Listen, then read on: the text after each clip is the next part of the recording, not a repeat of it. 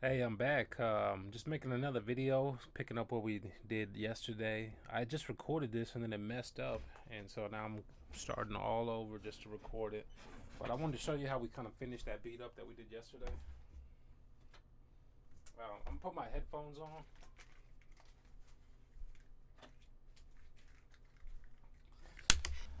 All right, and so yeah, yesterday you remember that we had sat down and we had helped somebody with a question that they had, and while we were doing that, I found a pattern that I really liked on the machine, and that was using the scale and chord mode. And so we ended up just taking those guitars, making a beat out of the scales and the chords. So this is it right here. It's actually finished. I had a video showing me sequencing it out. Took a 1 hour, so it would have been good for y'all to see because I was really going slow, taking the time with it. But let's go ahead and just start it from the top. This is what we did yesterday. So what we did is we went through complete control, and remember, this is how you can control machine or use the machine chords and scales with an external device, like an external keyboard. It could be a trigger or any type of device externally, and you want to use the machine scale and chords that they have.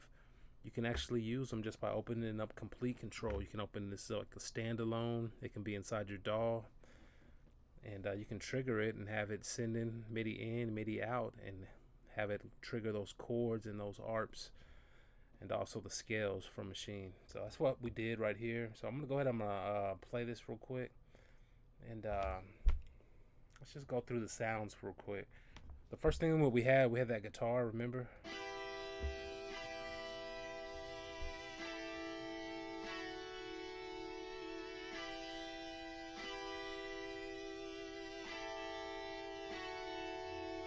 And that was actually the chords that we had played. And we did that with the machine. We switched it over to machine mode, and I used my machine like a keyboard. I added another guitar, and they kind of sound good together. We stack them up.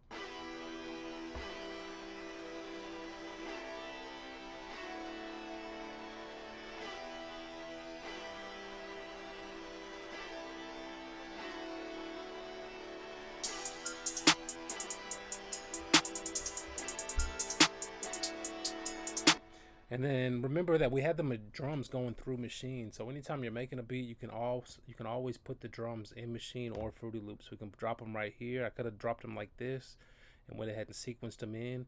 And when you drop them like this, if you're using my template, what it does is it triggers this sound over here in machine. So if I put a kick over here and I put a kick here, it's gonna trigger whatever sample I dragged in the machine. It's good because you can load up different drum kits and stuff like that. And that's another thing. We didn't save this drum kit yet, so I'm gonna show you how we do that right here too.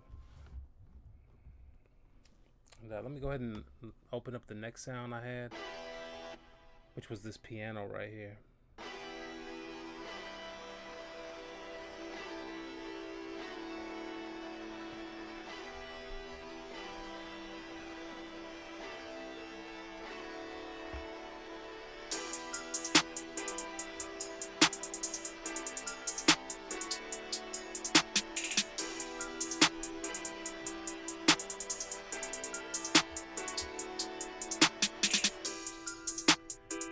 So I had that piano, and I had a low one right there.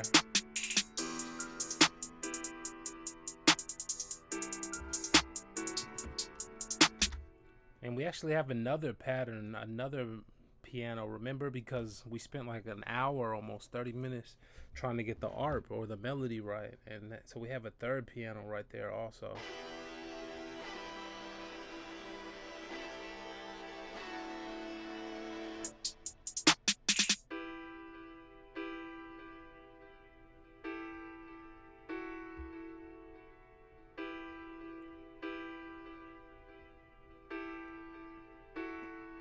And here's my third piano.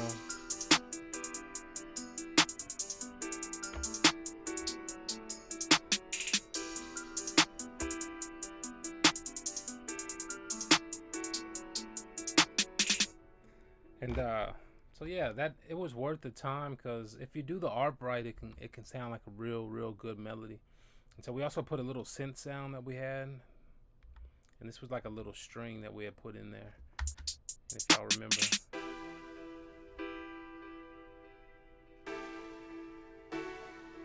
This came straight from this came from Silent actually.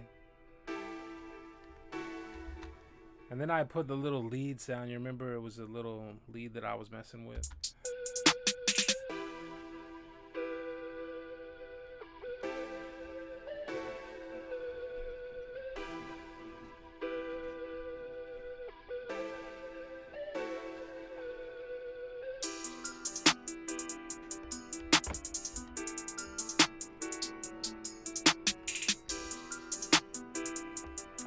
And I'm gonna play this last lead sound I had.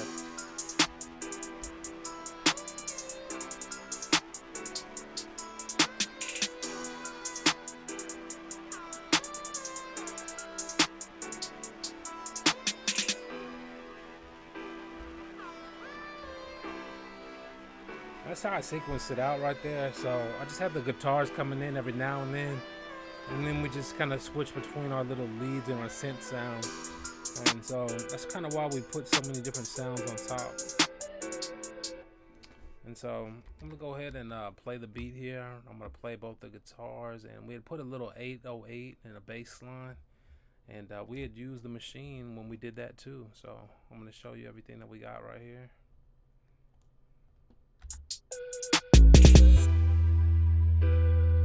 This sub bass right here, I loaded this sample up, and then we just made this sample loop. I usually don't use like samples like that just go beep, but I picked a sine wave and I remembered how to loop it with those 0 points and the cross cut, and I'm just using the audio editor, and I went ahead and made that little sub right there.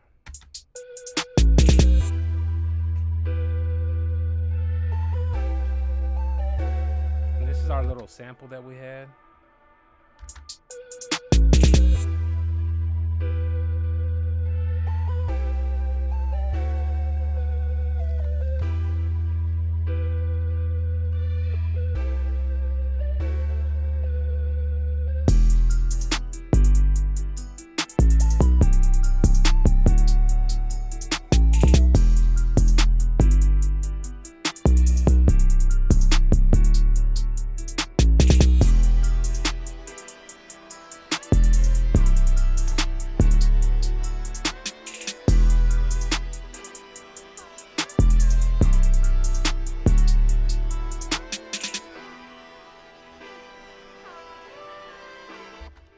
Now, if you look right here, you can see that inside a machine, to sequence it out, we basically just made a whole bunch of scenes and different patterns.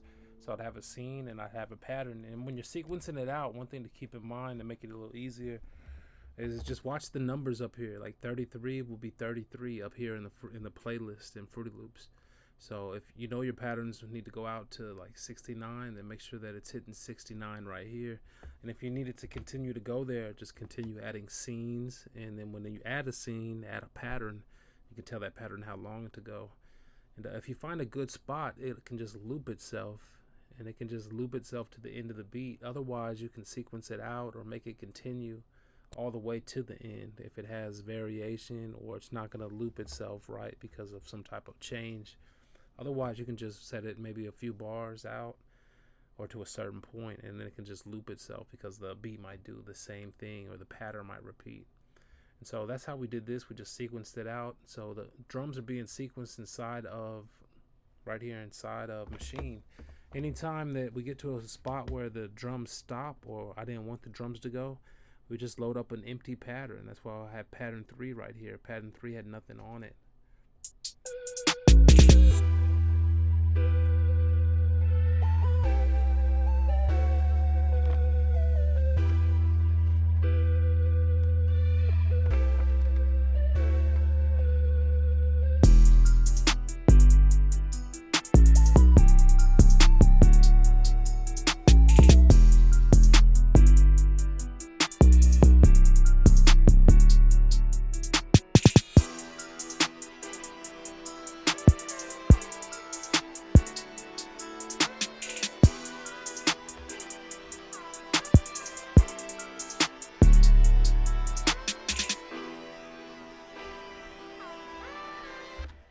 And so since the drums are coming from Maschine, we're always gonna mix the drums right here in Maschine, so you can kind of see how I mixed them right here using the knobs.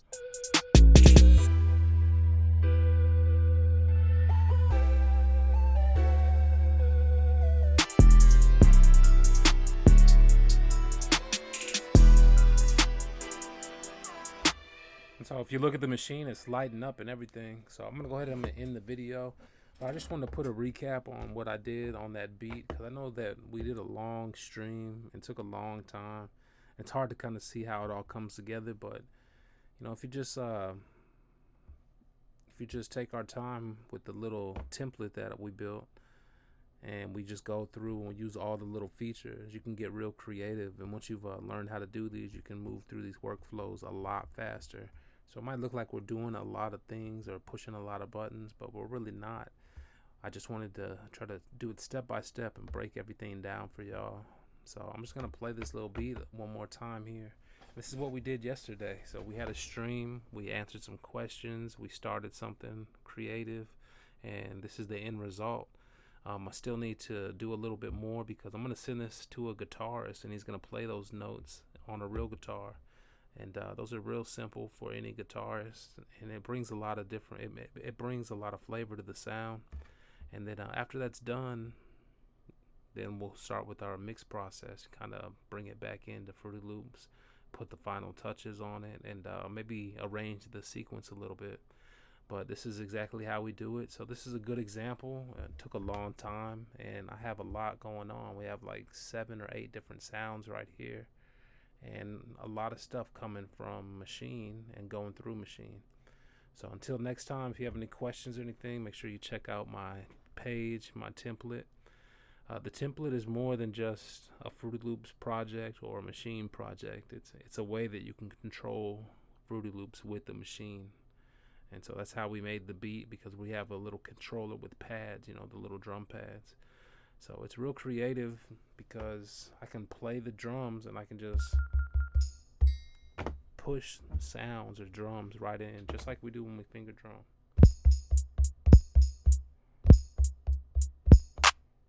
Alright, man, until next time, I'm gonna go ahead and end it, and I'm just play this back for a few more times, and then that's it.